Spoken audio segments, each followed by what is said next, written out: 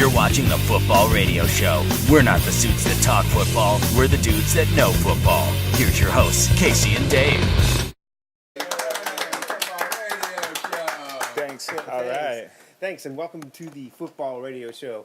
I'm Dave Hewitt. I'm Casey Mallon. And we are taking a look back at Week 4 Sunday action, just as the dust is settling. It's slipping away already. I can't believe it's Week 4. Where's the season gone? All right, let's start this one off, Casey, with the Ravens at the Buffalo Bills. Ravens, Flacco, not his best day. No, definitely not. And this was one of the biggest upsets of the day. The Bills win this thing 23-20. Mentioned Kiko Alonso on the show earlier in the week. He had 2 interceptions, including one late to seal the deal. Flacco's 5th of the day, and the Ravens really couldn't get the run game going either. Yeah, and E.J. Manuel with another reasonably good performance. The running tandem of Spiller and Fred Jackson also pretty good. So, very impressive. All right, let's move this thing along. The next, the battle for Ohio, the Cincinnati Bengals at the Cleveland Browns. Dave, stop the presses, baby. The Browns have won 2 games in a row. Yeah, they're not throwing the season away, apparently. No. Apparently, they're doing the opposite thing. They're on a roll here. I'm impressed. They take care of the Bengals here. Their defense is very impressive in this one. The young tight end, Jordan Cameron, continues to play very well. Hoyer showing why he became first string from third string a couple of weeks ago. Very impressive performance from these Browns. Congrats, Brownies. Yeah. Okay, up next, it's the Indianapolis Colts at the Jacksonville Jaguars. Woo! What can you say about these Jags, Casey? Oof, not very good. But, again, the Colts just do what they need to do. They take care of business. Nothing super fancy. Richardson getting into the rhythm there. Luck taking care of business. And it's that defense that's really been the story about the Colts the last couple of weeks. The shellacking they gave the 49ers, and then they just shut out the Jags. And the Jags, well, they get a field goal, but there was no real offense to be had there. No, and Gabbert, of course, struggling as usual, 3 picks, and MJD, 23 yards. Just a terrible. Yeah, the Jags got big trouble here, and guess what? Colts Seahawks next week. That is going to be an awesome game. All right, by the way, folks, just wanted to let you know, if you have an adult beverage company or a sports drink company, your logo could be right here. If you'd like to see your logo on the Football Radio Show, send us an email. Okay, back to business. Dave, we sent a game over to London. We gave the peeps a great show. The Pittsburgh Steelers at the Minnesota Vikings.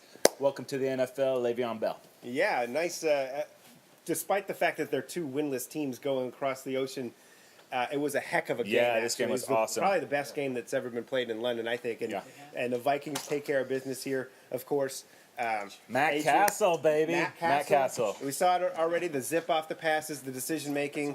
Adrian Peterson, as always, takes care of business. He had a huge run in there. Hurdled that defender and didn't even slow down. It was like still fast motion launched right over the dude. And you got to give Jerome Simpson a lot of credit. He continues to play at a very high level. And Greg Jennings with a nice game today as well. Yeah, congratulations, Vikings. Okay, up next, it is the Chicago Bears at the Detroit Lions. Casey, this was the toughest one for me going into the week. Yeah. I knew this was going to be a close game. It ends up a Lions win 40-32. A heck of a battle there. And Stafford with a really nice game. And of course Reggie Bush, man. Dude. Wow. Ridiculous. Jeez. Generally in this game, it's been Detroit that's made the big mistakes. Right. And it was Chicago today, the picks with Cutler. But yeah, that's true. Reggie Bush may be the biggest free agent pickup of the offseason. Dude, that offense is so dynamic with him on the field. He's unstoppable, man. Yeah, 183 yards between rushing and receiving there with the touchdown for Reggie Bush. Megatron also with a TD reception as well. So awesome performance there for the Lions and a big divisional win, too. All right, let's move this thing over, dude. The Seattle Seahawks at the Houston Texans. Right. This was all Texans for most of the game except for like the last 3 minutes. Seahawks find a way. 3 minutes. Seahawks win this game in OT, 23-20. They get to start 4-0, and Russell Wilson, dude, just finds a way to get it done. Wasn't pretty in the last game, but he used his legs. Yeah. Wow. First 4-0 start for Seahawks in history, so that's awesome. But like you said, a real tough day for Russell Wilson against that Texans defense, but just getting it done when he needs to. Only 123 passing yards and a pick, but 10 runs for 77 yards. A real nice performance out of Russell Wilson, sort of like willing his team to victory. I continue to be impressed. Yeah, and Schaub suffering from ornithophobia. Exactly. What is that, Casey? The fear of birds. Of course. Okay, up next, it's the New York Giants at the Kansas City Chiefs. wow. When will the Giants get this wake-up call? This Chiefs team doubling its wins from last year in 4 weeks. They're 4-0. They clobber the Giants here 31-7. When you add Andy Reid and Alex Smith to what they had last year, a lot of talent, man, they are putting it together. And Jamal Charles on the second year coming back from that knee injury, dude, this guy looks legit. He finishes run hard. Yeah. He finishes runs very hard. And him and Alex Smith get together. They go over 100 yards rushing. And the defense here, this game was close. And then special teams, Dexter McCluster, the big return for a touchdown. And, dude, the Giants sitting at 0-4. Brutal. Yeah, McGrath, the tight end, out of nowhere. I think their fourth tight end, really, seriously. Gets a touchdown. Charles with a touchdown. Bo with a touchdown reception. Really spread it out really nicely. And it's, the Giants, man, wow, they're digging themselves a deep hole. It's going to be tough to get out of that 0-4 hole. Wow. Brutal. All right, next up, it was the Arizona Cardinals at the Tampa Bay Buccaneers. Mike Glennon gets the first start for the Bucs here, and Dave, a game that the Bucs could have won and gave up late. Hey, that sounds pretty familiar. Yeah, that's been happening every week. Yeah. Maybe they have more trouble than just Josh Freeman. Yeah, and you got to start wondering when the Schiano luster or honeymoon period is over, because he ships people out that don't fit right into his system or for whatever reason. And the Buccaneers team here, Glennon, not a bad day really from Glennon. He did have 2 interceptions, and that's not good. They had this game, though, like you said, and they let the Cardinals hang around, and then sure enough, the Cardinals wake up just in time to steal away this win. So, I was writing down in my phone, I was like, what's wrong with the Cardinals? They just don't look that good. Found a way to get that thing done. Done. Oh, wow. No. Up next, it's the New York Jets at the Tennessee Titans. Titans take care of business in this one, 38-13. Another tough day for Geno Smith, but even a tougher day ultimately for Locker. Yeah, that's unfortunate. He's put together maybe the 2 best games of his career last week, and he was sharp in this game. They were 75% in this game. They were crushing the Jets, and then he gets hurt late.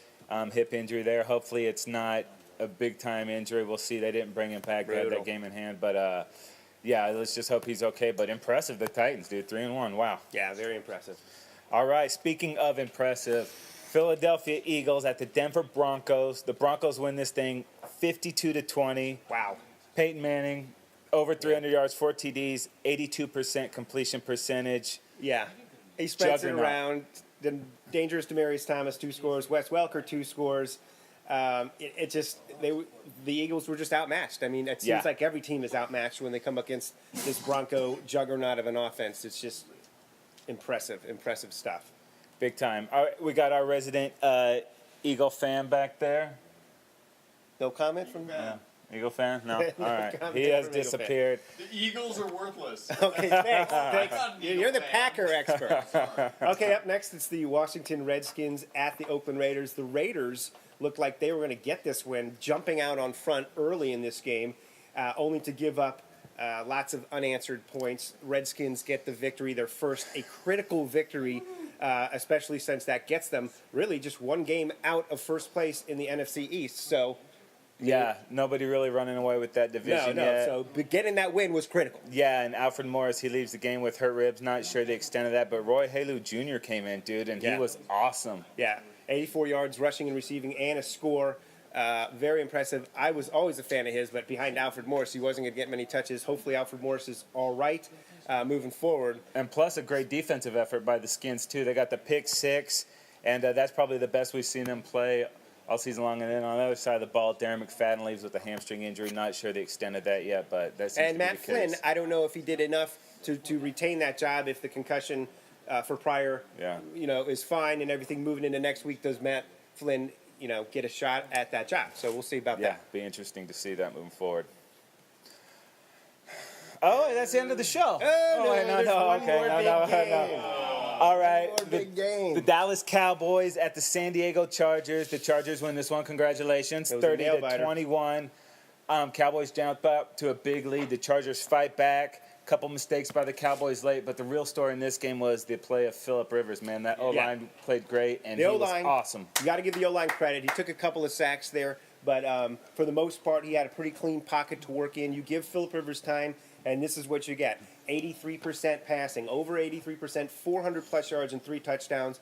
A real impressive game. Gates with some big plays early to move the chains, and then a huge touchdown late in the game there. Really an awesome game out of Gates. Woodhead continues to be the best offseason acquisition for the Chargers. Very impressive, rushing and receiving the there for Woodhead. 2 touchdowns for Danny Woodhead. And Cowboys had a chance in this game late. They were driving with all the timeouts.